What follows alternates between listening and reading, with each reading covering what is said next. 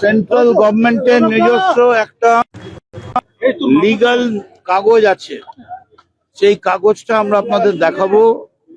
2024-এ central government একটা paper বার করে on street hawkers, একটা বুকলেট বার করে, তাতে ক্লিয়ারলি বলা আছে উইদাউট ইনফর্মিং, উইদাউট রিস্ট্রিকশন,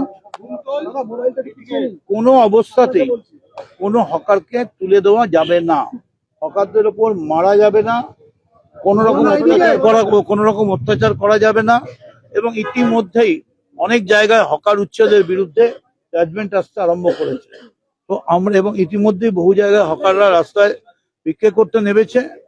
আমাদের পার্টি আজকে এটাকে খুব সিরিয়াস কনসার্ন নিয়ে, কারণ পশ্চিমবঙ্গের সমস্ত মানুষের একটা বিরাট অংশ হচ্ছে হকাররা, এই হকারের ব্যাপারটা অত্যন্ত প্রাধান্য পেয়েছে এবং তৃণমূল কংগ্রেস এর উপরে খুব সিরিয়াসলি রাস্তায় নামার প্রোগ্রাম নিচ্ছে। 8 তারিখ অল ইন্ডিয়া জোটের মিটিং আছে, সেখানে নেত্রী যাচ্ছেন। আর এর মধ্যে আমাদের যারা এখানে আছি আমরা প্রেসিডেন্ট করা হয়েছে। আর আপনাকে যে গুরু দায়িত্ব দেওয়া হয়েছে হকার আমাকে হকার সংক্রান্তে, হকার তো ভীষণই গুরুত্ব, তার থেকেও একটা অসম্ভব গুরুত্ব দিয়ে দেওয়া হয়েছে। সারা ভারতবর্ষের যত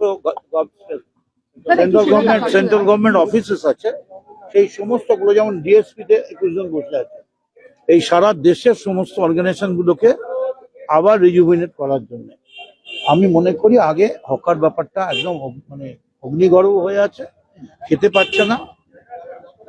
আমরা চেষ্টা করব, আমি প্রথমেই চেষ্টা করছি, আমি সমস্ত হকার ইউনিয়নের নেতৃবৃন্দ যারা আছে তাদের সঙ্গে যোগাযোগ করে অবিলম্বে একটা কোর কমিটি করে কথা বলবো। বাট ফাইনালি আমাদের কি হবে না হবে, কিভাবে কাজ করবো সেটা এক্ষুনি বলতে পারছি। সমাবেশ ডাকবেন হকারদের নিয়ে? এক্ষুনি কোনো কথা বলা যাচ্ছে না।